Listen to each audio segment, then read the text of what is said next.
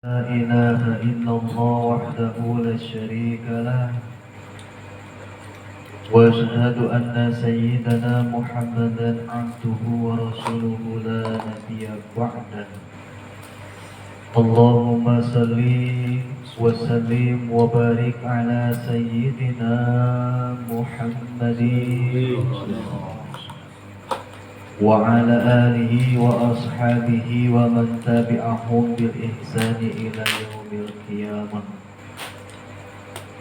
قال الله تعالى في كتابه الكريم: أعوذ بالله من الشيطان الرجيم، بسم الله الرحمن الرحيم، قل إن كنتم تحبون الله فاتبعوني يحببكم الله ويغفر لكم ذنوبكم والله غفور رحيم.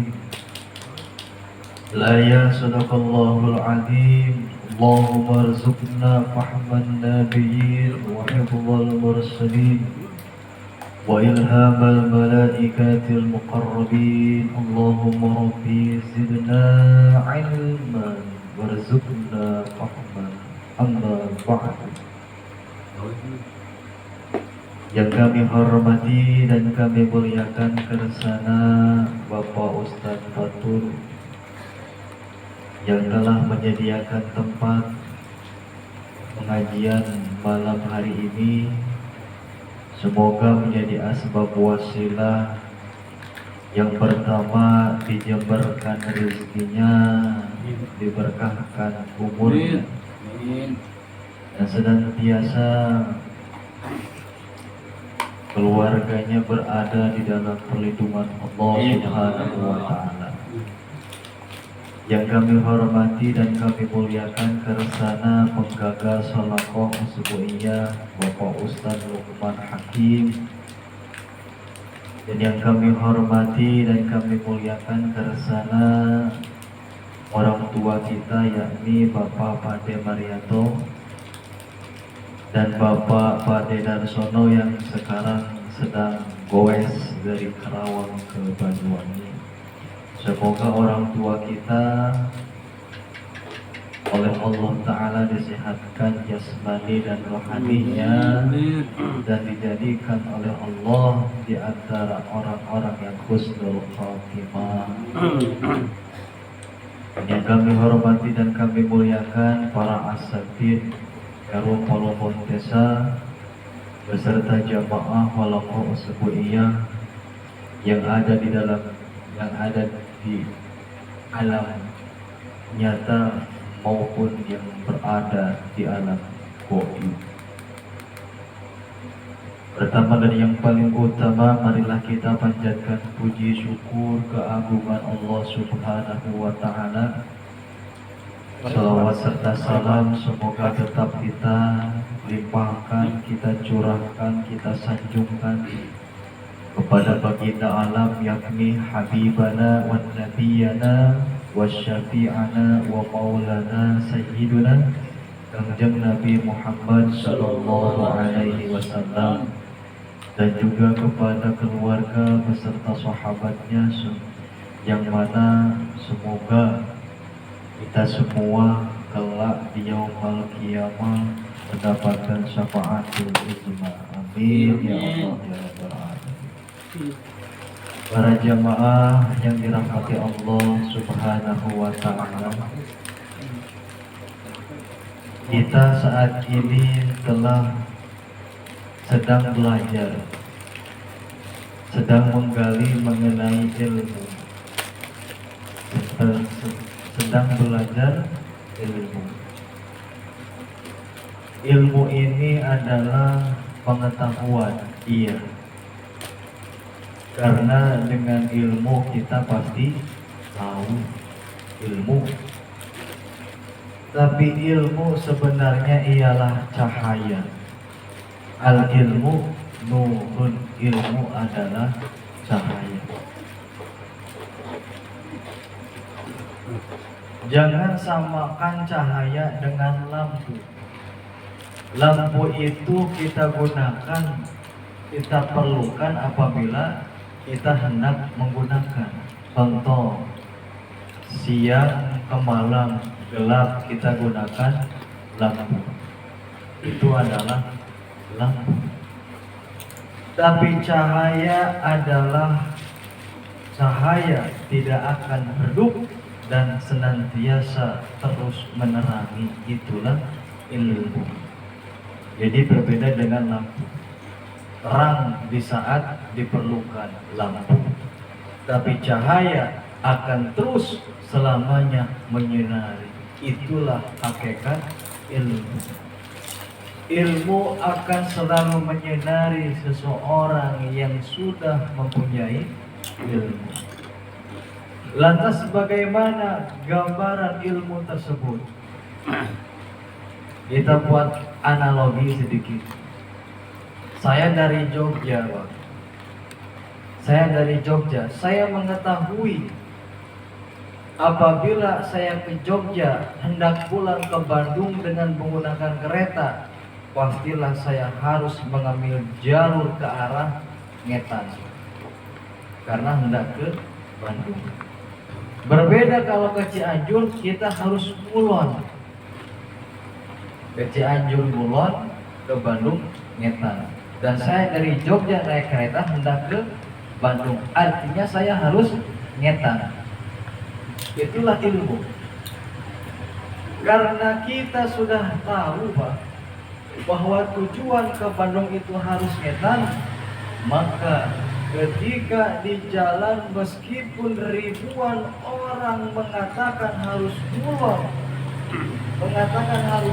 bukan ke Wetan, maka saya tetap akan menggunakan jalur ke Wetan karena saya tahu tujuan dari Jogja ke Bandung adalah harus Ngetan. Itulah ilmu, Pak. Ilmu. Meskipun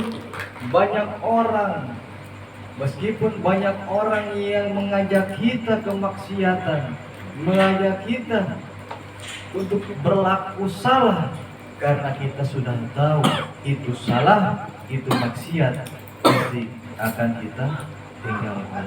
Itulah ilmu. Ilmu adalah cahaya, penerang. Ilmu ini akan selalu aktif para jamaah, dengan catatan sedikit kita mampu untuk mengamalkan. Makanya Allah Ta'ala berfirman, A'udzubillahi minasyaitonirrajim,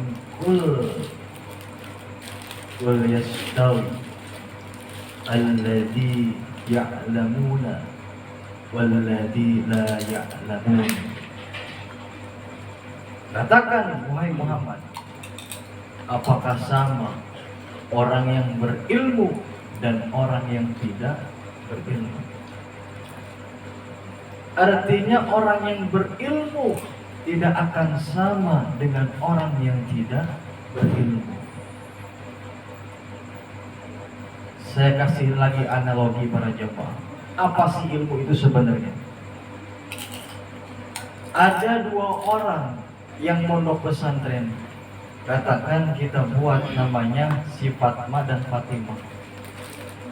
Dua-duanya ini mondok dengan lamanya sama dan di tempat mondok yang sama. Kita katakan 10 tahunlah pesantren di tempat yang sama. Ketika Fatimah dan Fatma pulang ke rumah, Fatimah mengamalkan apa yang ada di dalam pondok pesantren. Sedangkan Fatimah ketika pulang disuruh orang tuanya aja malah warawiri kemana ke sini main, tidak mau untuk mengamalkan apa yang ia pelajari di pondok pesantren. Sedangkan Fatimah ketika pulang, takdim, hormat kepada orang tua dan berbakti kepada orang tua. Fatimah dan Fatma sama, tapi hasilnya berbeda. Itulah ilmu para jamaah. Artinya maaf, Anda belajar setiap malam Rabu, malam Kamis Anda belajar, setiap malam Senin Anda belajar, tapi ketika Anda belajar tidak bisa mengamalkan, maaf, itu bukanlah ilmu yang sebenarnya. Karena ilmu yang sebenarnya akan menempel dalam hati dan selalu akan menerangi dan akan mengarahkan ke jalan kebaikan dan menghindarkan ke jalan yang kerusakan. Ilmu para jamaah, awas, awas. Artinya seseorang yang belajar belum tentu dia mempunyai ilmu. Karena apa? Karena tidak bisa untuk mengamalkan. Makanya sedikit kita harus bisa dan berusaha untuk mengamalkan. Niscaya itulah yang akan menjadi ilmu. Makanya saya ilah al ilmu nafi ayan basitul ladhi fi sudur syu'a. Ilmu itu yang menyebar ke dalam hati sinar. Itu para jamaah. Makanya belajar supaya malam Kamis ini menjadi ilmu, artinya berusaha semaksimal mungkin untuk mengerjakan amal ma'ruf dan senantiasa berusaha untuk muqarabah kepada Allah Subhanahu wa ta'ala. Qala musannifu rahimahullahu ta'ala wa nafa'ana bi ulumihi bid-dharain amin. An-Dunnun al-Musyri, dari Zunun al-Musyri, kulli khaifin haribun wa kullu ragibin talibun wa kullu anisin billahi mustawhisun bil khalqi wa bi nuskhatin mustawhisun an nafsi. Dari Dunun al-Musri berkata, apa kata Dunun al-Musri? Kulli khaifin, tiap-tiap wong wedi, orang yang takut, hari pun akan lari para jamaah. Setiap orang yang merasa takut akan lari. Awas. Setiap orang yang merasa takut dia akan lari. Bahasa takut ini penjabarannya luas. Ada yang takut karena dia melakoni, ada yang takut sebab diberikan peringatan.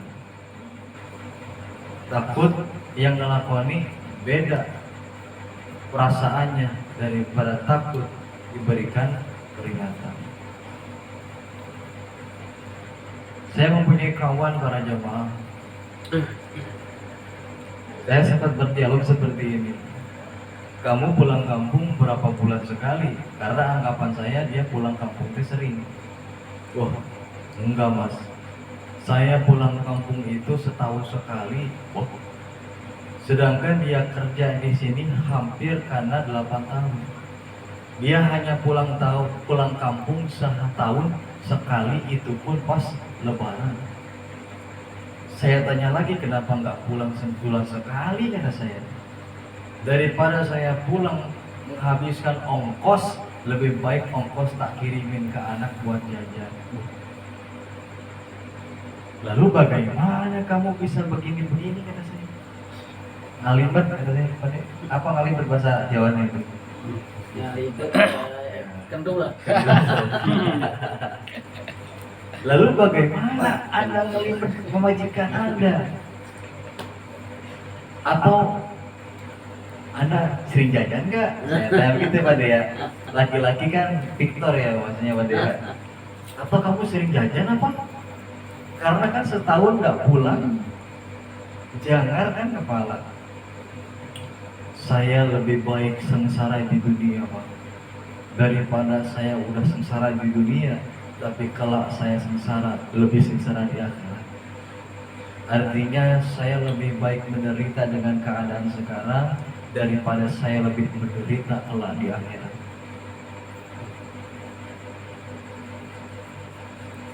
Saya nggak berani untuk melakukan zina. Karena apa? Di sana lebih mengerikan belangsaknya daripada di dunia. Di dunia saya nggak bisa makan, saya nyari daun saya bisa makan. Tapi nanti di akhirat mau makan apa saya kalau disiksa. Itu Pak. Karena apa? Karena dia tahu akan rambu-rambu ketika melaksanakan maksiat. Akhirnya dia tidak berani melakukan maksiat. Stop. Itu takut karena rambu-rambu. Berbeda dengan takut ketika orang melakukan, berbeda lagi. Bagaimana ketika orang takut karena bersalah? Kabur Pak, lari dia. Karena takut saya mau ketahuan. Saya nyolong mangga tadi di Sipulan. Saya ketahuan, lari dia. Nah, orang yang takut di sini ialah lari daripada azab neraka dan lari menjauh daripada sebuah amal yang akan mendorong kita masuk ke dalam neraka. Menghindar dari kemaksiatan, jauhi. Lari dari kemaksiatan, jauhi. Jauhi. Wa qul ragibin qalibun wa qulu unasin. Dan tiap-tiap orang, ya, orang yang senang terhadap sesuatu, pasti ia akan mencari. Setiap orang yang cinta akan sesuatu, pasti dia akan mengejar ataupun mencari. Nah, ini Pak. Belajarlah kita untuk senang di dalam ibadah. Belajarlah kita untuk cinta di dalam ibadah.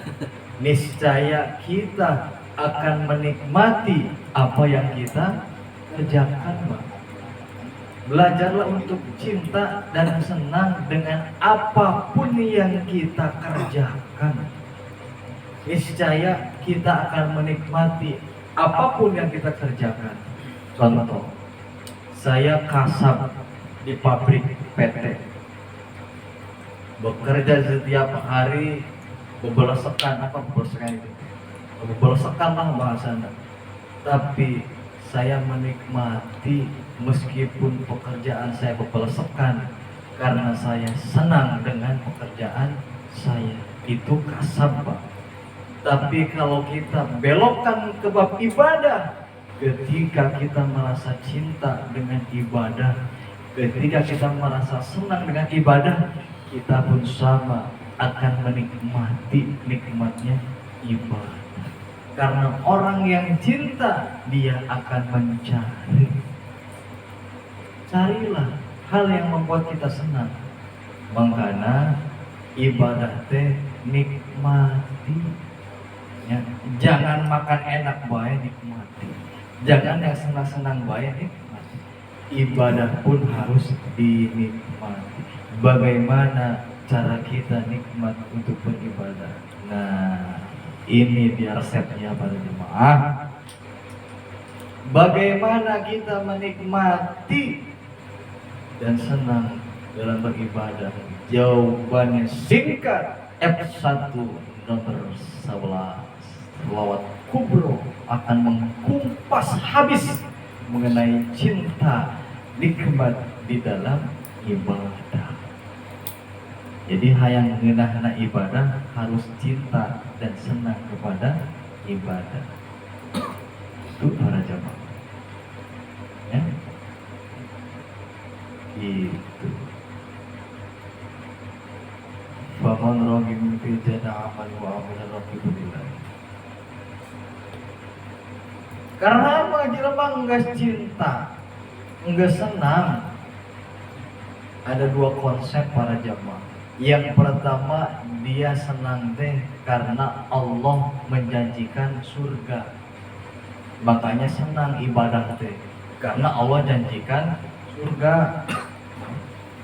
Tapi aya deui anu kadua apa? Muraqabah kepada Allah.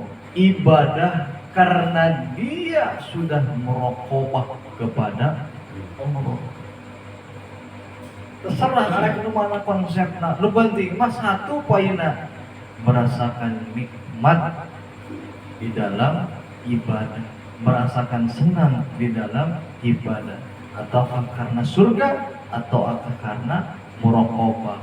Jawabannya, kenali makom Anda terlebih dahulu. Itu para jemaah. Sedangkan manusia yang berani kepada Allah, woi, itu sebenarnya mah pula bingung ngerti kenana. Begitulah itu. Tiap-tiap manusia anu ka Allah meni, maka ia akan takut kepada siapa? Kepada makhluk. Jelema anu badagong ka Allah berangan ka makhluk.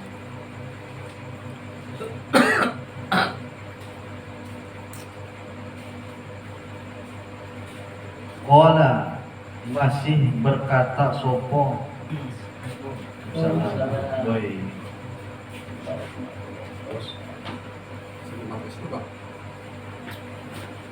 Zunnun al-Misri radhiyallahu anha, masih makalah dari Zunnun al-Misri. Sambal mau mana? Al-ma'rifat billahi ta'ala asyir Sip dua. wa qalbuhu basyirun Ratu Umber itu. wa amaluhu katsirun. Masih makalah dari Zunnun al-Misri, apa kata beliau? Orang yang makrifat, wah ini bahasa makrifatnya yang muncul. Orang yang makrifat kepada Allah, orang yang makrifat wafiyun, maka ia tidak akan jalir janji, tidak akan ingkar janji bi'ahdillahi ta'ala. Mual ingkar janji ke Allah Ta'ala. Apa janji kita? Awamirillahi Ta'ala. Ada awamirillahi. Ada akan karena perintah Allah. Orang yang sudah mengenal Allah, orang yang sudah makrifat kepada Allah, tidak akan mengingkari janjinya kepada Allah. Lantas apa janji kita kepada Allah? Awas para jemaah. Ketika kita di alam ruh, tahu Anda alam ruh? Ketika Anda di alam ruh, ada kalimat yang Anda ucapkan, raditu billahi rabban wa bil islami dina wa bi muhammadin nabiyyan wa rasul. Itulah kalimat yang diucapkan di hadapan Allah ketika kita di alam ruh. Raditu billahi rabban wa bil islami dina. Kita ridho Allah sebagai Tuhan kita, dan kita ridho Islam sebagai agama kita, dan kita ridho baginda Rasulullah Muhammad SAW adalah seorang nabi kita. Ketika kita tahu dengan hal itu, maaf, muncullah perintah wa ma khalaqtul jinna wal insa illa liya'budun. Dan semata-mata aku menciptakan jin dan manusia melainkan hanya untuk ibadah Allah. Orang yang ma'rifat tidak akan mengingkari janji yakni untuk menegakkan perintah Allah Subhanahu wa ta'ala. Ini berat sebenarnya. Orang ma'rifatnya berat sebenarnya. Berat. Karena ulah aku ma'rifat menuju sama. Orang mau makom lain ma'rifat lah. Orang wodol. Apa itu tadi orang wodol? Nah, karena orang ma'rifat tidak akan mengingkari janjinya kepada Allah. Wa qalbuhu basyirun. Aduh, mana tadi teh? Mana-mana kelak lewat.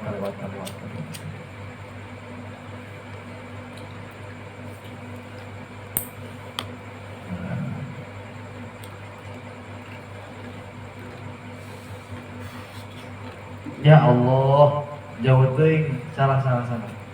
Tapi tenat wa qalbuhu wa qalbu zakiyun wa amaluhu zakiyun. Dan hatinya eta teh cerdas dan amalna suci. Nah eta jelema anu ma'rifat. Bagaimana hati yang cerdas?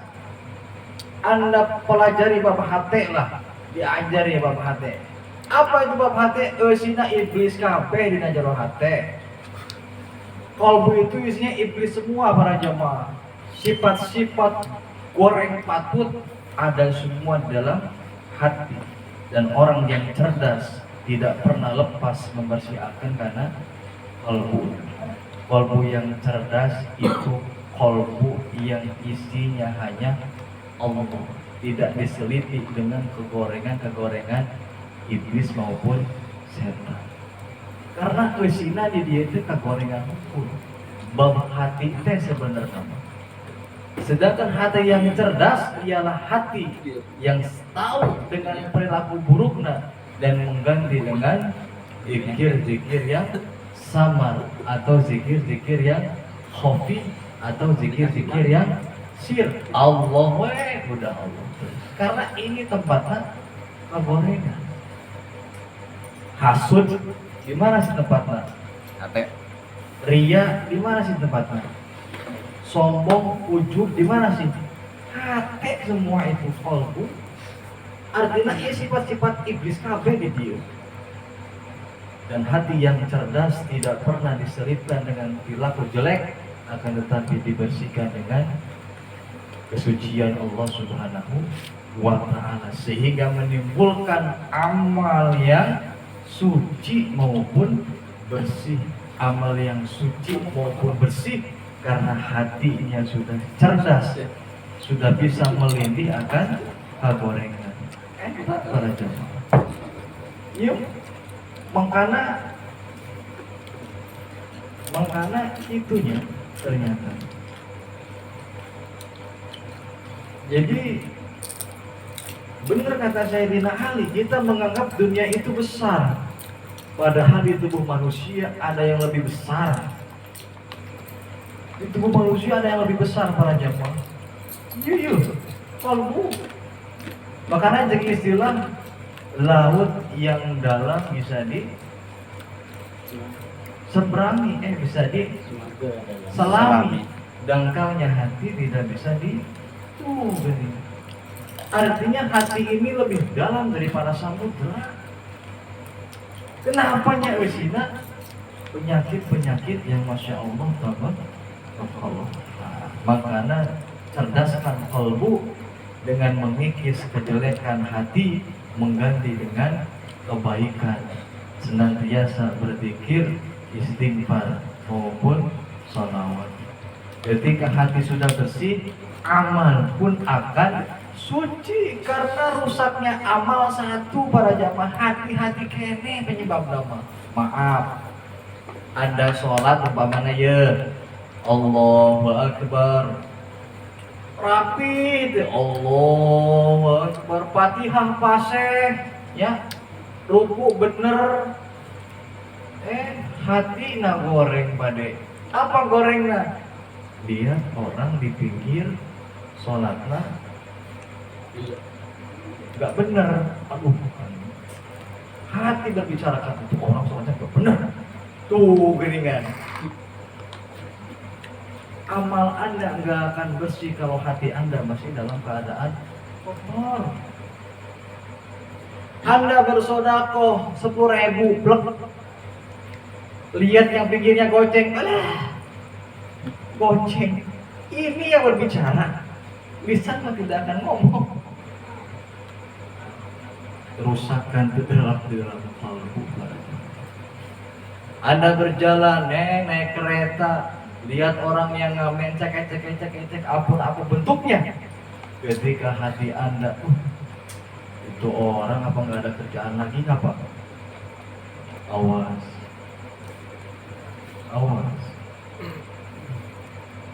Kalau kita menyelami sifat Rahman Rahimnya Allah, Allah tidak membedakan makhluknya.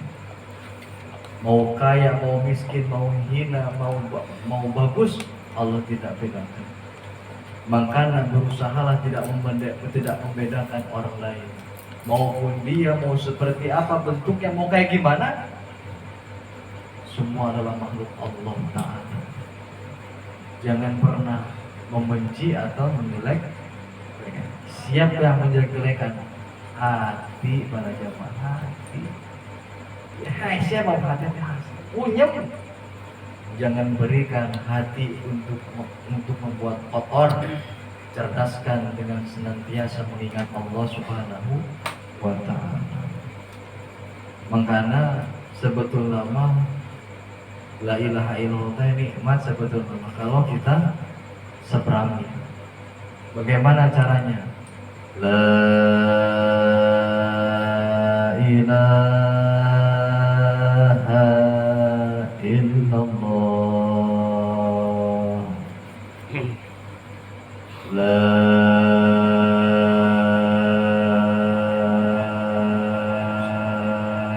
ilaha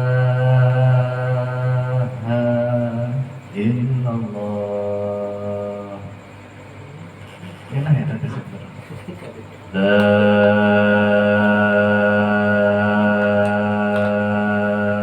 ilaha illallah. Insyaallah tabarakallah. Benar ya. Komodai lamun la ilaha illallah jero qalbu. Insyaallah benar. Ketika we umpamananya orang ini mual bisa dipungkiri lah. Kerja kadang-kadang kita dongkol dengan rekan kerja, dongkol dengan pekerjaan.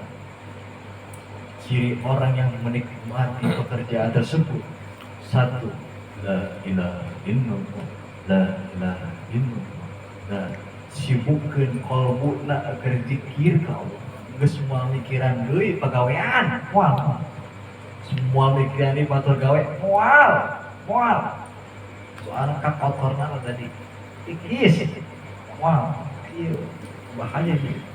Wah, qalbu eta. Nah, kamari saya sampai hari tak iya salat kubro ieu. Jadi kieu ceritanya, kula teh eukeun arek mangkat ka kawen 8 ceritana. Ada kaget saya, kaget. Kagetnya kenapa? Saya masuk gang para jamaah. Di hadapan saya ada mobil truk gede. Nah, di depannya teh ada orang, maaf, tidak bisa melihat. Katakanlah buta ya, pakai tongkat. Lah kita bingung. Orang truk aja dia nggak mau kencang, nggak mau ngelakson karena tahu yang depan nggak bisa melihat. Saya mengalah, saya muter balik saya mengkol. Apa yang terjadi? Orang yang tidak melihat itu mengetahui kehadiran saya, padahal saya berdiam menunggu beliau lewat. Jadi ini motor saya, ini yang tidak melihat. Kenapa saya di sini ya? Jadi kita lupa. Nah, secara logika orang itu tidak melihat. Tapi awas, ada yang lebih peka daripada mata. Tuhan karena mata hati. Artinya naon, meskipun ia tidak ningali, tapi manusia dibekali mata hati, mata rasa, sehingga ia bisa mengetahui keberadaan saya. Bahkan saya sempat berdialog, saya nggak tahu kalau dia itu tidak melihat. Saya sama dia begini, kerja di mana Pak? Oh, saya udah nggak kerja. Matanya melihat saya Pak Dek. Harusnya orang yang nggak melihat itu matanya kemana-mana ya Pak Dek ya. Saya tahu bahwa orang itu tidak melihat. Ketika dia beritahu, Pak, ini sudah tidak bisa melihat. Masya Allah. Saya tanya, Bapak melihat saya? Melihat.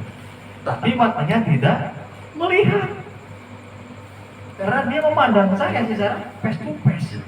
Tapi dia tidak melihat. Mata ini sudah tidak aktif. Mata kalbu yang berbicara. Oh gitu Pak. Udah, maaf, saya bilang. Hati ketika bersih banyak sekali manfaatnya para jamaah. Karena hati yang bersih akan membuka hijab daripada tutup kalbu kita. Angkara teh asror yang keluar mata yang bisa nembus ke alam syir atau alam yang luar biasa. Gitu para jamaah ya. Iya sebenarnya mah ada satu makalah lagi ya, cuman saya anggap cukuplah, nanti kita mulai di lagu yang akan datang. Kesimpulan nama dari saya, orang yang marifat kepada Allah tidak akan mengingkari janjinya kepada Allah, dan hatinya akan senantiasa cerdas dan mengalahkan kotoran yang ada di dalam hati, dan amalnya akan suci dalam berbuat amal soleh. Tidak akan terdapat ria, tidak akan terdapat sombong, ujub, takabur dan lain sebagainya, karena hatinya sudah menjadi bersih. Dan bagaimana cara kita membersihkan hati? Sibukkan hati ini dengan kalam-kalam ilahi, berbanyak zikir, afdalul zikir khaufi. Karena paling utama zikir ialah zikir khaufi atau zikir sir atau zikir yang tersembunyi. Saking tersembunyinya malaikat pun tidak tahu kita berzikir. Karena adarkan hati, sibukkan hati untuk la ilaha illallah, la ilaha illallah. Itu para jemaah. Wallahu a'lam bishawab. Kita mengkaji sedikit fikihnya karena saya guys capek sebenarnya mah. Tadi. Bismillahirrahmanirrahim. Amma syar'an fa huwa qasdu syai'in muqtaranan bi fi'lihi. Intaha i'anatu talibina. Kemarin kita membahas bab niat. Niat itu berdasarkan hadis innamal a'malu bin niat. Sedangkan makna niat menurut lughat amma syar'un syar'an yaitu qasdu syai'in muqtaranan bi fi'lihi. Artinya keberadaan niat itu ialah kita bertekad melakukan sesuatu sambil kita kerjakan, itu ialah niat. Contoh, niat itu ialah begini para jemaah, kita ingin pergi haji neja atau itikad, kita nabung tuh, itu namanya niat. Kalau hanya saya ingin pergi haji tapi nggak punya uang dan nggak nabung, itu namanya azam atau harapan kecil. Jadi niat itu ngejak sesuatu barijeng bibi gaul, nekatkan di dalam hati barijeng di gaul sambil kita mengerjakan. Sama dengan halnya sholat. Makanya ulama apik para jamaah. Apa apiknya? Usolli fardhu maghribi salah raka'ati mustaqbilal qiblati adaan lillahi ta'ala. Itu niat yang dibahas di dalam maqalah selanjutnya. Belum banding tadi itu ya, niat yang benar ngejak sambil kita mengerjakan. Ngaji sambil kita berjalan untuk ke pengajian, itu niat namanya. Tapi ngaji ngareng kalau sare batal niat. Tapi niat yang benar ngaji mapah ke pengajian. Niat eta kana. Wallahu a'lam bishawab.